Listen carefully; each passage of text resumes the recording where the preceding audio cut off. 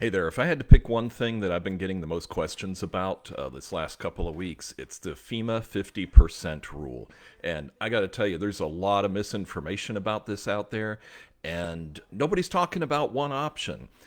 And I have a theory why, because of course investors want to be able to buy the property at a discount, so they're going to give you their point of view. Real estate agents like me, of course, we'd prefer to list your property and sell it for you.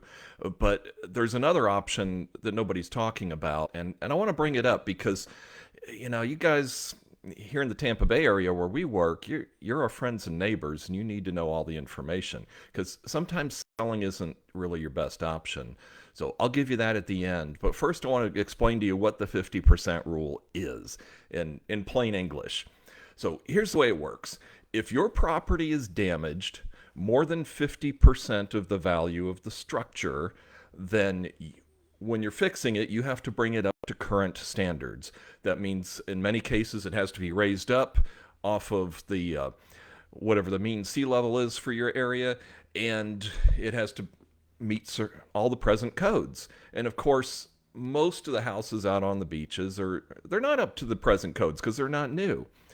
So here's a couple of kickers on it, though. It's 50% of the value of the structure. So let's say you paid $500,000 for your house. Well, part of that value is in the land itself, and part of the value is in the structure that's built on that land.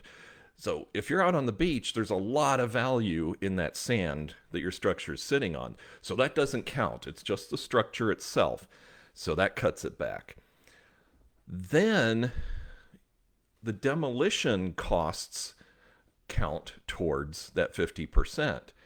And, the truth of the matter is, even without those, almost everybody's going to be over 50% in the value because, these houses a lot of them were demolished out there, especially along the beaches.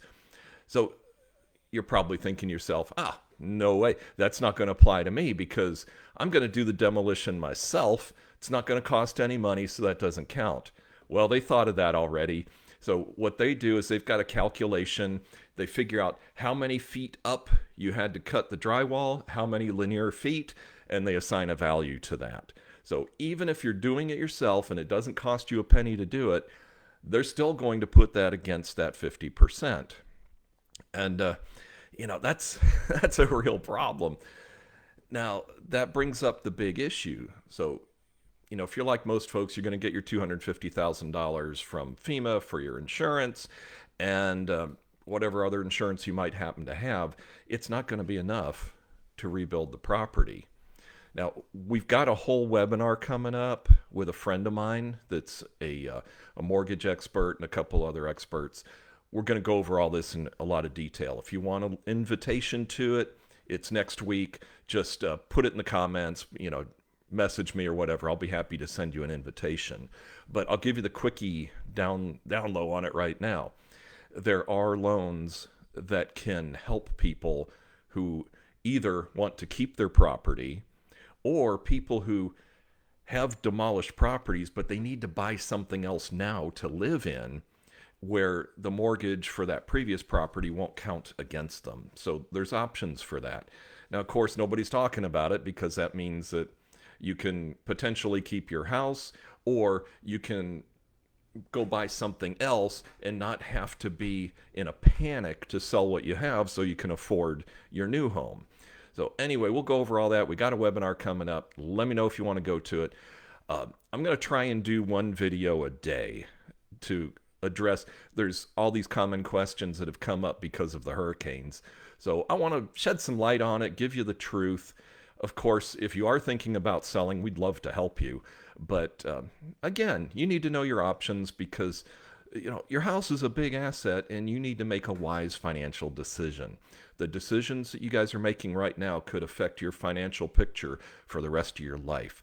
So it's very important to know all your options. So Pat and I are happy to share options with you. The way we see it, there's plenty of business out there. We don't need to, bend anybody's arm to try and get them to sell.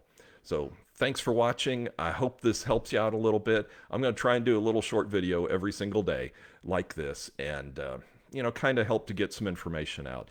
And if you would please share this with people, because we need to get all this information out there, because there's the investors and people who want to sell your property, they're just not telling everybody the truth, or the whole truth. They're telling the truth, but not the whole truth. A question just came in. Main question that people have for the 50% rule is what's included in it versus what isn't. That's a really good question, Jeremy. So, what's included in the 50% rule is the value of the structure itself. And that the value in that structure itself is set by FEMA. So they're going to come up with their own value. Now, you are allowed to dispute that. You can get your own private appraisal, and I'd recommend you do, because what we've seen so far is that the FEMA appraisals do tend to be a little bit on the low side. So the but it's the value of the structure itself, not the land, because the land is still there. That the land is unharmed by flooding and hurricanes, unless the whole thing got washed away, like in North Carolina. But the land, and when you're out on the beaches, especially, the land is really the bigger part of the value. The value of the structure itself is the smaller part of the equation when you look at the overall value when you purchase it. So, like I said, I'll just give you an example of one that we talked to just yesterday. The people purchased the house for $500,000. It wasn't right on the water; it was a little bit off, and but the value of the property is worth about $350,000 because of its location. Well, it was just a little house, just an older, plain old Florida house, and the cost to fix that is going to be way over 50% of its value. So, they fall under the 50% rule. Jeremy, I hope that answers your question. If not, just type it in the comments. And if any of you other guys have any questions, I'll hang on here for just a minute and answer them if I know. And if I don't know, I'll find out. So anyway, I really appreciate you guys watching. I hope it's helpful to you. There's a lot of people hurting out there, and a lot of people under a tremendous amount of stress. So don't make big financial decisions while you're under stress. Make sure you know all of your options, and don't let somebody push you into doing something just because it may sound like a fast way out. Because, like I said, you're dealing with a huge asset. And for most people, our homes are our biggest asset. I know it is for Pat and I. So you want to make a wise decision, because a bad decision can affect your financial picture for the rest of your life. I'll give you another example, too, while I'm on here. And I know I'm kind of rambling on, but I hope you're interested in this. There was one person had a house right on the sand, right on the water. And it was demolished, and there were actually investors going around in cars with a suitcase full of money. They have a notary in the car with them. They're writing up the paperwork right on the hood of the car, and they hand you a stack of cash. Well, one person, they caught them.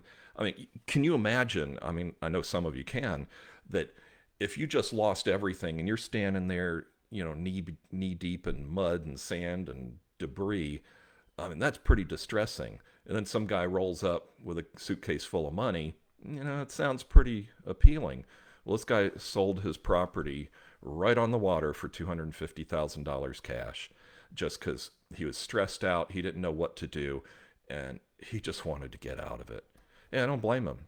But, that snap decision made under a tremendous amount of pressure and stress, that he probably left about $500,000 on the table. I don't know for sure. We haven't done the research. That's just my gut opinion.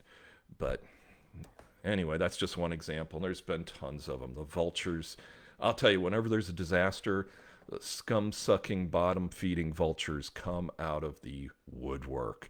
And they either want you to do one thing, sell it to them at a deep discount, or let them sell it for you. And of course, they earn a commission. Nothing wrong with either one of those, but you need to know about your third option too. So if you want to link to that webinar that I mentioned, that it's going to be a really good webinar with just information. We're not selling anything.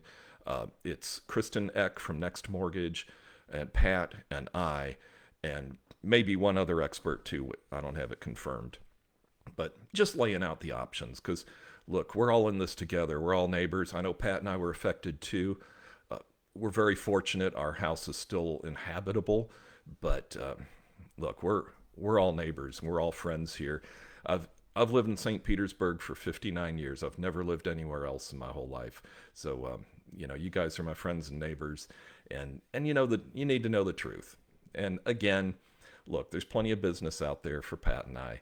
We don't need to try and make you make a bad decision just to get a listing. So anyway, I hope you're having a good day. And if you got any questions or anything, just let us know. We'll tell you anything you want to know. We no strings attached, no pressure. We put humans over houses. That's not just a slogan for us. It's really the way we live our lives. So take care. Thank you for watching. I'm going to do another one tomorrow for the second most asked question. Talk to you soon. Bye-bye.